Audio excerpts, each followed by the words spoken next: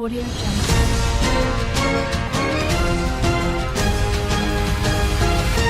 Audio Jungle. Bizni to'xtata olmaysiz. Putin bosimlari fonida Rossiyaning yangi maqsadini e'lon qildi. Rossiya prezidenti Vladimir Putin mamlakat dushmanlariga yagona maslahatini berib, Moskva harbiy bosim ostida ham o'z pozitsiyasidan chekinmasligini ta'kidladi. Biz dushmanlarimizga faqat bitta maslahat bera olamiz: Rossiya bilan urushmang. Keling, tinch totuv yashaylik va barcha masalalarni muzokaralar orqali hal qilaylik. Biroq bu ultimatumlar emas, aynan muzokaralar bo'lishi kerak, dedi Putin. Putinning so'zlariga ko'ra, Rossiya mojarolarni diplomatik yo'l bilan hal qilish tarafdori. Biroq mamlakat xavfsizligi va milliy manfaatlariga tahdid tug'ilganda zarur choralarni ko'rishda davom etadi. U Rossiya o'z oldiga qo'ygan maqsadlarga erishmaguncha bosimlarga taslim bo'lmasligini qayd etdi. Shu bilan birga Rossiya Ukraina dronlari tahdidiga qarshi yangi texnologik loyihalarni jadallashtirmoqda. Putin mamlakat past orbitali sun'iy yo'ldoshlar turkumini kengaytirayotganini va bu tizim jangovar dronlarni boshqarish hamda ularga qarshi kurashishda muhim rol o'ynashini ma'lum qildi. Biz Ukraina qurolli kuchlarining uchuvchisiz uchish apparatlariga qarshi kurashishga qodir bo'lgan past orbitali sun'iy yo'ldoshlar turkumini kengaytirmoqdamiz, dedi Rossiya rahbari. Kreml ma'lumotlariga ko'ra, ushbu loyiha Rossiyaning o'ziga xos Starlink analogini yaratishga qaratilgan. Sun'iy yo'ldoshlar yordamida og'ir dronlarni uzoq masofadan boshqarish, aloqa sifatini yaxshilash va elektron kurash imkoniyatlarini kengaytirish rejalashtirilgan.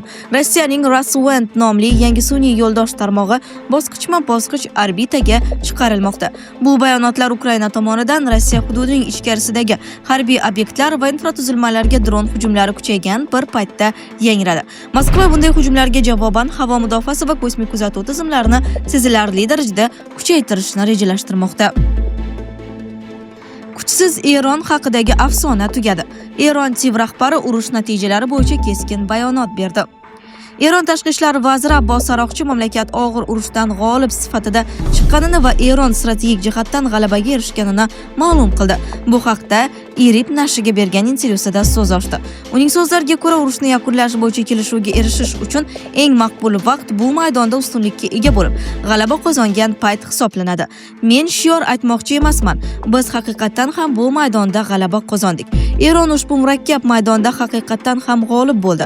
Eron xalqi g'alaba qildi. Bu shior eng mubolag'a emas. Men buni tashqi ishlar vaziri sifatida aytyapman, degan Aroqchi. U shuningdek, ko'plab xorijiy siyosiy arboblar avval Eronni bugungidek yaxshi tushunmaganini aytayotganini ta'kidlagan.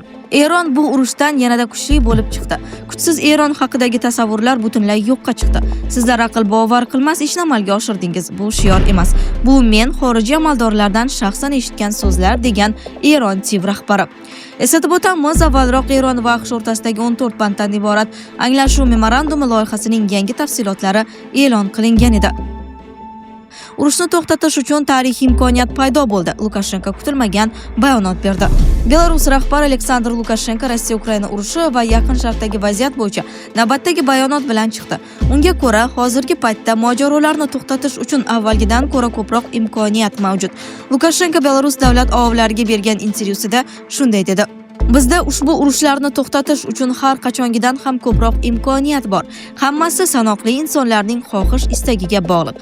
Agar siyosiy iroda bo'lsa, Rossiya va Ukraina o'rtasidagi mojaroni aynan shu yilda yakunlash mumkin. Belarus rahbari shuningdek Isroil va Eron o'rtasidagi keskinlashuv haqida fikr bildirib, mojaro uzoq davom etmasligiga ishonch bildirdi. Uning ta'kidlashicha, urushni to'xtatishdan boshqa yo'l yo'q va jangovar harakatlar yaqin vaqt ichida pasayishi mumkin. So'nggi haftalarda Lukashenko bir necha bor Belarusning Ukraina urushiga to'g'ridan-to'g'ri qo'shilmasligini aytib kelmoqda. May oyida u Belarus hududiga hujum qilmaguncha mamlakat urush boshiga tortilmasligini, biroq Rossiya bilan birgalikda mudofaa choralarini ko'rishga tayyorligini bildirgan. Uning bu bayonotlari fonida mintaqadagi vaziyat murakkabligicha qolmoqda. Zelenskiy avvalroq Rossiya Belarus hududidan foydalanib, Ukrainaga bosimni kuchaytirishga urinayotgan bo'lishi mumkinligi haqida ogohlantirgan edi. Ukraina tomoni Belarus chegarasi yaqinidagi harbiy faollikni diqqat bilan kuzatayotganini ma'lum qilgan. Bundan tashqari, Emmanuel Makron ham yaqinda Lukashenko bilan muloqot qilib, Belarusning Rossiya-Ukraina urushiga yanada chuqurroq aralashishidan ogohlantirgani xabar qilingan. Tahlilchilarning fikricha, Lukashenko urushni yakunlash imkoniyati haqida gapirayotgan bo'lsa-da, hozircha Moskva va Kiyev o'rtasida keng qamrovli tinchlik kelishuv bo'yicha aniq kelishuv mavjud emas. Shu sababli uning urush joriy yilda tugashi mumkin degan bayonoti siyosiy prognoz sifatida baholanmoqda. Rasmiy kelishuv emas.